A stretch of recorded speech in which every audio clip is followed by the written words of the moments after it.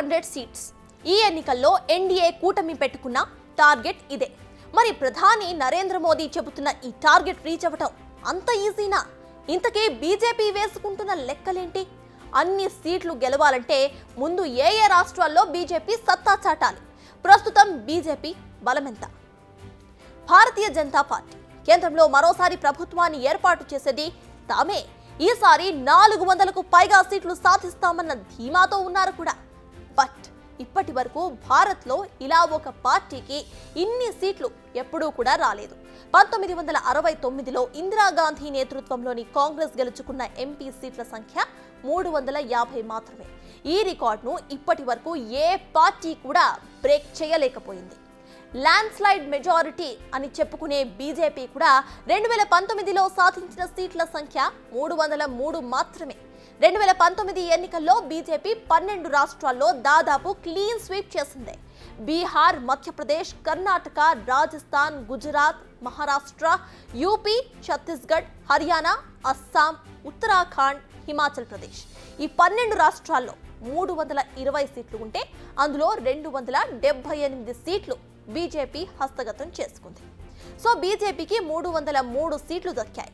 అయితే అప్పుడు పుల్వామా అటాక్, విపక్షాలు చాలా వీక్గా ఉండటం, విడివిడిగా పోటీ చేయడం లాంటి పరిణామాలు కారణమని చెప్పాలి. ఇది సాధ్యమైంది. కానీ 2024 వచ్చేసరికి సీన్ మొత్తం కూడా మారిపోయింది. విపక్షాలన్నీ కూడా కలిపి ఇండియా కూటమిగా ఏర్పడ్డాయి. పుల్వామా లాంటి సీన్ ఇప్పుడు మిస్ అవుతోంది. కేవలం మోదీ ఫ్యాక్టర్ ఒక్కటి మాత్రమే కనిపిస్తోంది. సో ఈసారి బీజేపీ గతంలో వచ్చిన సీట్లు సాధించడమే కష్టంగా ఉందన్న అభిప్రాయాలు కూడా వినిపిస్తున్నాయి. ఇక ప్రస్తుతం 6 రాష్ట్రాలను తీసుకుందాం. ఈ 6 రాష్ట్రాల్లో బీజేపీ సత్తా చాటితే బీజేపీ కూటమి ఆశించిన 400 మార్కును దాటే అవకాశం ఉందని చెప్పుకోవచ్చు. ఆ 6 స్టేట్స్ ఏంటో ఇప్పుడు చూద్దాం. మహారాష్ట్ర, వెస్ట్ బెంగాల్, బీహార్, కర్ణాటక, జార్ఖండ్, ఒడిస్సా ఈ 6 రాష్ట్రాల్లోనే ఇప్పుడు బీజేపీకి ఎదురుగాలులు వీస్తున్నాయి. అయితే ఈ 6 రాష్ట్రాల్లో 193 సీట్లు ఉన్నాయి. 2019లో ఈ 6 రాష్ట్రాల్లోని 4 రాష్ట్రాల్లో బీజేపీ క్లీన్ స్వీప్ చేసింది. కానీ ఇప్పుడు మాత్రం ఆ పరిస్థితి కనిపించడం లేదు. కర్ణాటకలో బీజేపీ ప్రభుత్వం ఓడిపోయింది. మిగతా 5 రాష్ట్రాల్లో కూడా ఎదురుగాలులే వీస్తున్నాయి. ఇక తమిళనాడు, ఏపీ, తెలంగాణ, కేరళలో కలిపి 100 ఎంపీ సీట్లు ఉన్నాయి. ఈ రాష్ట్రాల్లో కూడా బీజేపీ భారీ స్థాయిలో సీట్లు సాధించే సీనే కనిపించడం లేదు. మహారాష్ట్రలో శివసేన చీలిక, బీహార్లో జేడీయూ ఎంత మేర మోదీకి ఉపయోగపడతాయి అనేది ఇప్పుడు డౌట్గానే మారిపోయింది. ఈ లెక్క ప్రకారం చూసుకుంటే బీజేపీ సీట్ల సంఖ్య 272 వద్దే ఆగిపోతుంది అన్న అభిప్రాయాలు వినిపిస్తున్నాయి. రాష్ట్రాల వారీగా చూస్తే కర్ణాటకలో గత ఎన్నికల్లో బీజేపీ మంచి ఫలితాలను సాధించింది. రాష్ట్రంలో 28 లోక్సభ స్థానాలు ఉంటే 25 స్థానాలు బీజేపీనే గెలుచుకుంది. ఇప్పుడు కర్ణాటకలో కాంగ్రెస్ అధికారంలోకి వచ్చింది. బీజేపీ వీక్ అయిపోయింది. ఓటర్లు కాంగ్రెస్ వైపు మళ్లే అవకాశాలు కనిపిస్తున్నాయి. ఆ రాష్ట్రంలో మళ్లీ బీజేపీకి 25 స్థానాలు వస్తాయన్న గ్యారంటీ మాత్రం కనిపించడం లేదు. తెలంగాణలో ఉన్న 17 స్థానాల్లో బీజేపీ గెలిచిన 4 స్థానాలకు అటు ఇటుగా ఉండవచ్చు. మళ్లీ అదే సంఖ్యలో సీట్లు వచ్చే అవకాశం కూడా కనిపిస్తోంది. ఇక తమిళనాడులో అన్నామలై కారణంగా బీజేపీ కాస్త బలపడినా ఆశించిన మేర సీట్లు వచ్చే అవకాశం అయితే కనిపించడం లేదు. దీనికి తోడు తమిళనాడులో ఎన్డీఏ పక్షమైన ఏఐడిఎంకే కూడా ఇప్పుడు దూరం అయిపోయింది. కేరళలో అయితే ఏ కోసాన కూడా బీజేపీ మెరుగుపడినట్లు సూచనలే కనిపించడం లేదు. అయితే ఏపీలో టీడీపీ, జనసేన పొత్తు కారణంగా కొన్ని సీట్లు వచ్చే అవకాశాలు కనిపిస్తున్నాయి. ఆంధ్రప్రదేశ్లో కూడా పరిస్థితి పెద్దగా మెరుగుపడేలా అయితే కనిపించడం లేదు. అక్కడ బీజేపీ ఎక్కడుంది? అక్కడి బీజేపీకి ఆశాకిరణం టీడీపీతో పొత్తు.